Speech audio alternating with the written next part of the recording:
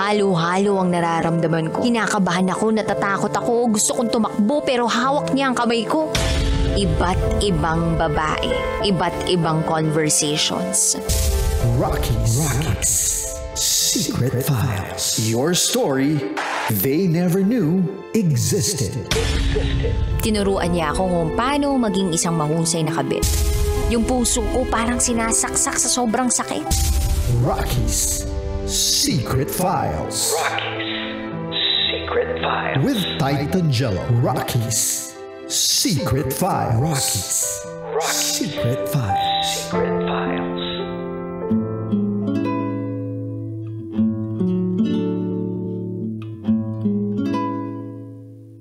And we're back mga kabisyo. Oras natin ngayon sa buong kapuluan 10:20. Kasama nyo pa rin ang titindig sa mga pinaglalaban ninyo, DJ Titan Jello. Mga kabisyo, napakinggan nga po natin ang kabuuan ng Secret Files letter natin ngayon na sinend po ni Bentong sa atin. Mga kabisyo, tignan din natin kung ano ba mga komento ng ating mga kabisyo na nagbahagi ng comments at reaction nila sa napakinggan naman nilang kwento. Sabi ni Robert Jason Tirao, masakit talaga mawalan lalo yung taong minamahal mo. Pakatatag ka at malalampasan mo rin yan at lagi mong isipin na andyan lang siya at ginagabayan ka. Laban lang at tuloy lang ang laban sa buhay.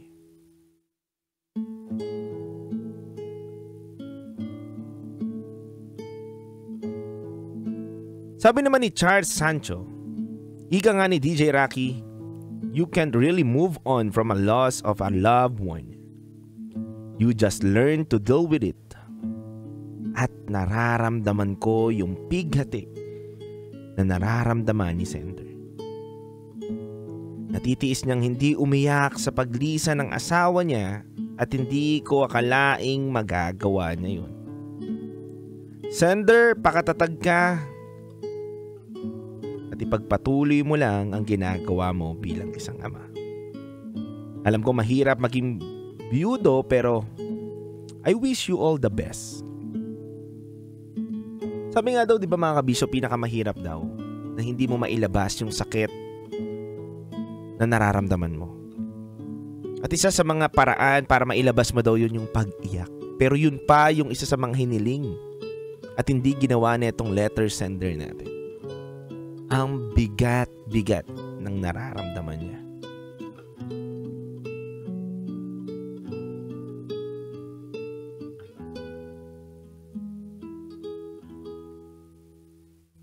Sabi naman dito ng isang kabisyo natin, pa-shoutout po, good evening Titan Jello, at nakikinig kami ngayon XXSR Group TNVS, lalo na kay Angel Jan at batang bata na si Kuya Lars Agbay. Charot bidarot kay Rocky Terra at thank you. Para sa amin, DJ Titan Jello, ang paglisan ng taong minamahal mo ay hindi madali. Ang pagiging isang byudo ay napakahirap na maranasan. Lalo na kung marami kayong anak na naiwan para sa'yo. Sabi nga daw, ang dapat daw talagang iniiyakan hindi daw yung patay,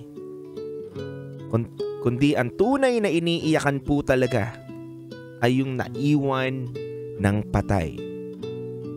Dahil siya po ang makakaranas ng mahirap na buhay sa mundo. At yung namatay po ay tahimik na at wala nang alam pa.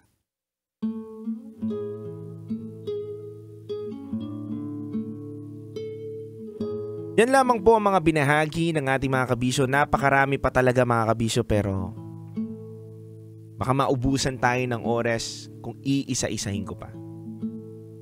Pero para sa akin mga kabisyo, ang pagkawala ng isang minamahal ay isang napakahirap na proseso.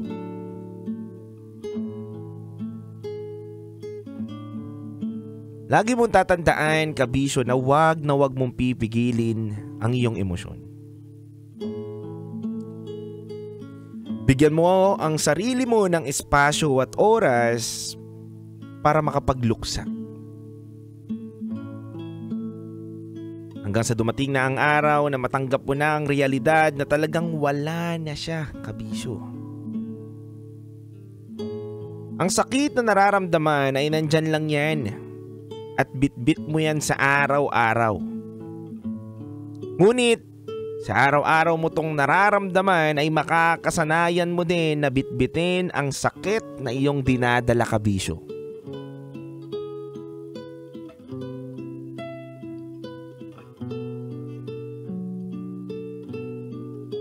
Kaya mga kabisyo, hanggat nandyan pa ang taong minamahal natin,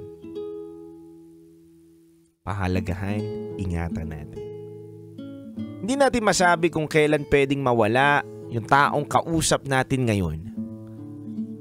Hindi natin alam kung hanggang kailan ba ang buhay ng taong minamahal natin. Either na nanay mo man yan, asawa mo man yan, girlfriend mo man yan, anak mo man yan, o mismong sarili mo, kabisyo. Dahil hindi naman natin hawak ang buhay natin. Ang buhay natin ay hiram lamang na hindi natin alam kung kailan kukunin ng may kapal.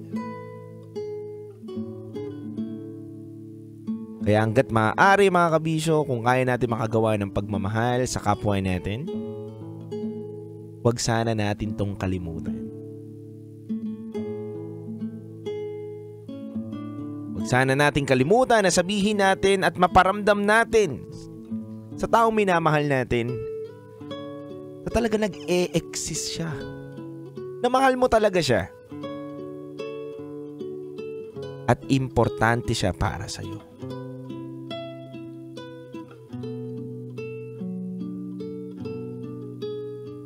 Nakakalungkot man ang kwento ng ating letter sender ngayong araw na to, pero saludo ko sa iyo, kabisyo. Saludo ko dahil sa iyong pagpapatawad.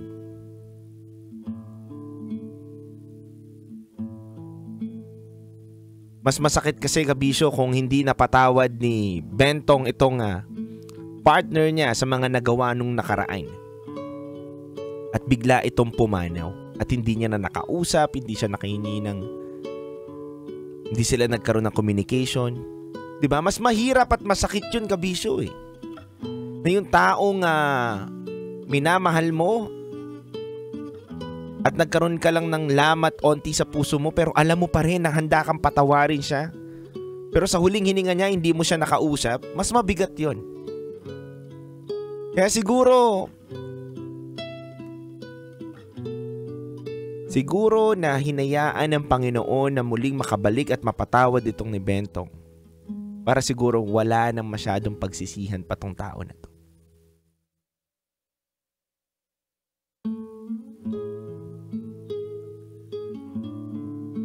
Sa nakakalungkot na istorya, nakakapulutan natin ng aral, pero mga kabisyo, maraming salamat po sa inyong mga komento at reaction na binahagi. Kaya kung may gusto kang ibahagi na kwento, pwede ka pong mag-share sa secret ng iyong secret files sa gmail.com po ni rakitera@gmail.com. Malay mo, ang storya mo na ang mabasa namin dito. Malay mo, ang kwento mo na pala ang kapupulutan ng aral dito. Mga kabisyo, kung gusto nyo pong balikan ang mga kwento ng ating Rocky Secret Files, meron po tayong Spotify para kung nabitin ka sa pakikinig sa radyo, sa online, hatid pa rin namin ang iyong kaligayahan. Meron po kaming Rocky Secret Files at pwede nyo po siya mapakinggan on Spotify. Kaya mga kabisyo, huwag kayo mawala. Muli pa rin ako magbabalik. Abangan nyo po ang ating programang Top Secret at hihanda nyo na ang inyong mga telepono. At pwede ka nang tumawag mamaya sa Viber number natin na 0916-529-5595. Kung meron kang top secrets na hindi mo pa nailalabas, handa akong makinig nang hindi ka hinuhusgahan. Ako po pala si DJ Titangelo, ang titindig sa mga pinaglalaban ninyo. At kayo'y nakatutok sa 90.7 Love Radio. Huwag kayong mawala, muli ako magbabalik. Handog kong awitin sa inyo. Awitin ni Jaya na hanggang ngayon, mahal. Dito lang.